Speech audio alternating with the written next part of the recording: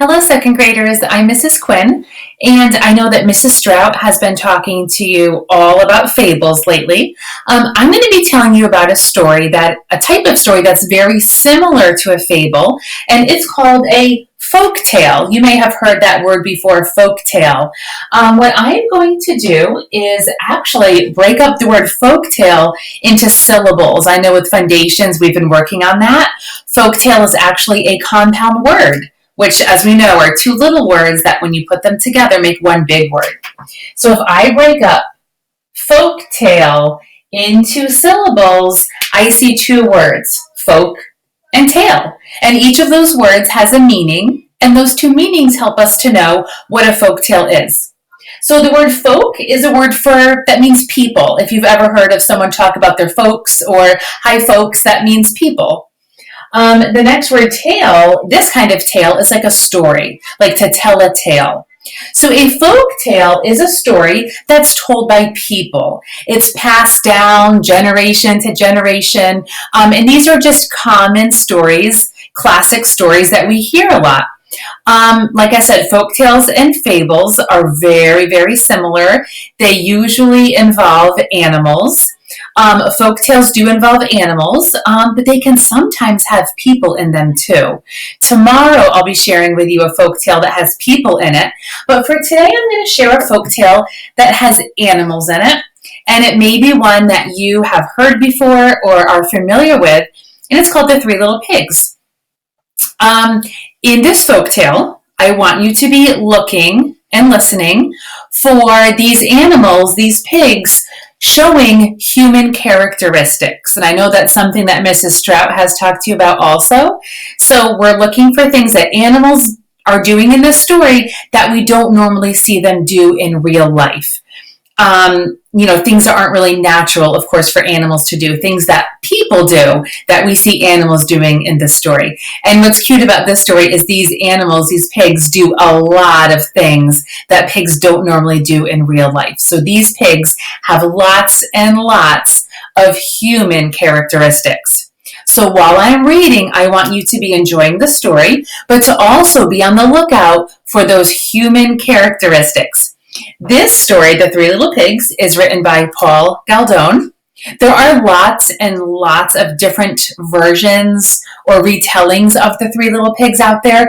This one is the original story. So this is the original Three Little Pigs story that all of those different variations or retellings have come from. I'm just going to switch spots here. All right, The Three Little Pigs by Paul Galdone. The Three Little Pigs. Once upon a time, there was an old sow with 3 little pigs. She had no money to keep them, so she sent them off to seek their fortune. So there they go. They each have a little bag with them. The first little pig met a man with a bundle of straw and said to him, "Please, man, give me that straw to build me a house." So the man did, and the little pig built his house with it. There he is, there's his house out of straw. Along came a wolf. Oh boy, you might know this part. He knocked at the door and said, little pig, let me come in." "No, no," said the little pig, "not by the hair on my," do you know it? "Chinny chin chin. Then I'll huff and I'll puff and I'll blow your house in," said the wolf. Uh-oh. The story might start sounding familiar to you now. So the wolf huffed and he puffed and he blew the house in. So go ahead and do that huff and puff and blow that house in out of straw. Oh no, and he ate up the first little pig. Uh-oh. The second little pig met a man with a bundle of sticks and said, "Please, man, give me those sticks to build me a house." So the man did, and the little pig built his house with them. This house looks maybe a little more sturdy since it's made out of sticks and not straw. Oh boy, then along came the wolf and said, Little pig, let me come in. No, no, not by the hair of my chinny chin chin. Then I'll huff and I'll puff and I'll blow your house in, said the wolf. Go ahead and do that huff and puff and blow the stick house in. Do you think it'll collapse? Oh no. So he huffed and he puffed and he huffed and he puffed, and at last he blew the house in. Oh no, and he ate up the second little pig. Oh boy. Remember, there were 3. 2 have been eaten. Oh boy. The third little pig met a man with a load of bricks and said, "Please, man, give me those bricks to build me a house." So the man did, and the little pig built his house with them. So notice the materials are getting sturdier and sturdier. Also, is this something that pigs normally do? Do they talk to people? Do they build houses? Do they wear aprons?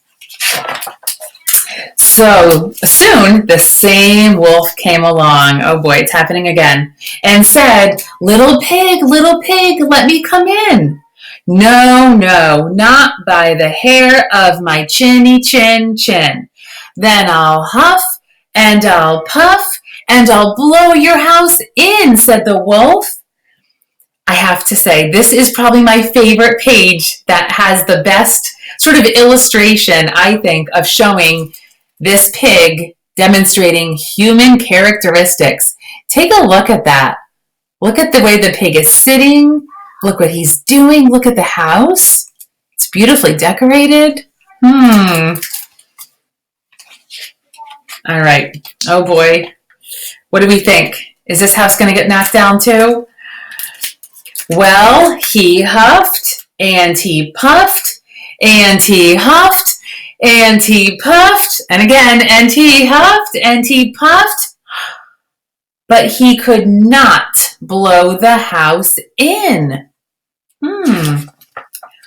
At last, the wolf stopped huffing and puffing and said, "Little pig, I know where there is a nice field of turnips."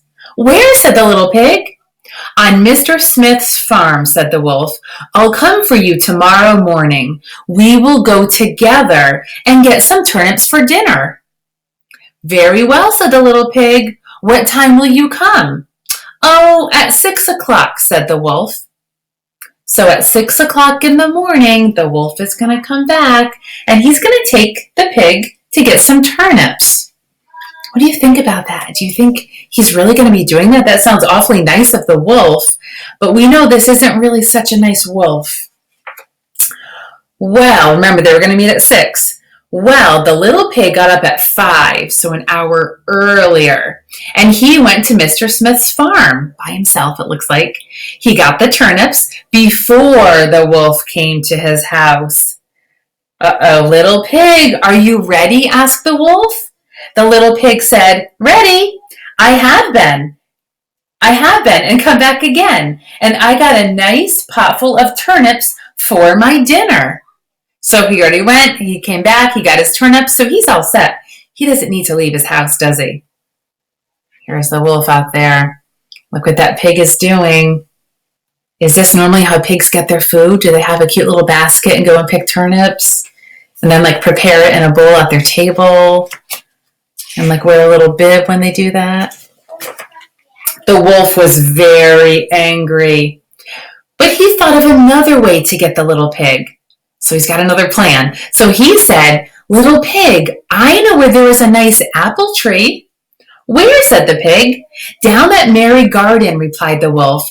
"I will come for you at 5 o'clock tomorrow morning, and we will get some apples."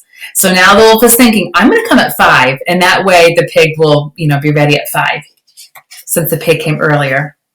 Well, the little pig got up the next morning at 4 o'clock, even earlier, and went off for the apples. He wanted to get back home before the wolf came, but it was a long way to Merry Garden, and then he had to climb the tree.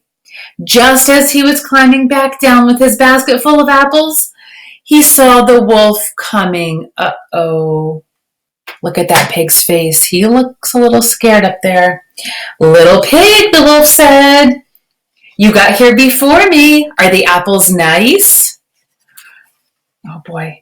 Yes, very, said the little pig. I will throw one down to you. And he threw the apple as far as he could throw. Go ahead, throw that apple as far as you can throw. Well, the wolf ran to pick it up. The little pig jumped down and ran home. The next day, the wolf came again and said to the little pig, Little pig, there is a fair at Shanklin this afternoon. Would you like to go? Oh, yes, said the little pig. When will you come to get me? So the wolf's thinking, I gotta just keep coming earlier and earlier. At 3, said the wolf.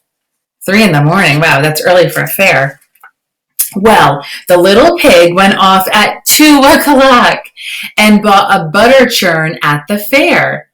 He was going home with it when he saw the wolf coming. The little pig jumped into the butter churn to hide. The churn fell over and rolled down the hill with the little pig in it. This frightened the wolf so much that he turned around and ran home. Whew, the pig got free again. Later, the wolf went to the pig's house and told him what happened. A great round thing came rolling down the hill right at me, said the wolf. Ha! I frightened you then, said the little pig.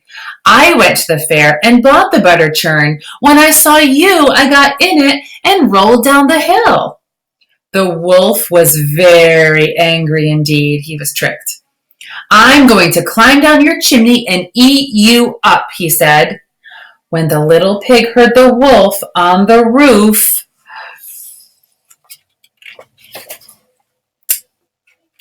he hung a pot full of water in the fireplace. Then he built a blazing fire. So he knows that the wolf is coming down the chimney. So down in the fireplace, which goes up to the chimney, he has a big pot of boiling water. All right, this gets a little crazy here. Just as the wolf was coming down the chimney, the little pig took the cover off the pot, and in fell the wolf. The little pig quickly put the cover on. Oh, this is so gross. I hate to even read it. Ugh. Boiled up the wolf and ate him for supper. Ugh. Yuck. I bet many of you were surprised at that ending. I know last year when I read this story to the class, we were all shocked to hear this ending. Okay, but let's end on a good note. Here's the next page. And the little pig lived happily ever afterward. And here's the picture. So again, I see a pig demonstrating human characteristics, doing things that pigs don't normally do, but that humans do. So what I'd like you to do next is click on the Add Response button and go ahead and follow the directions on that page to show which human characteristics you saw the pigs demonstrating in this book, The Three Little Pigs. Bye for now.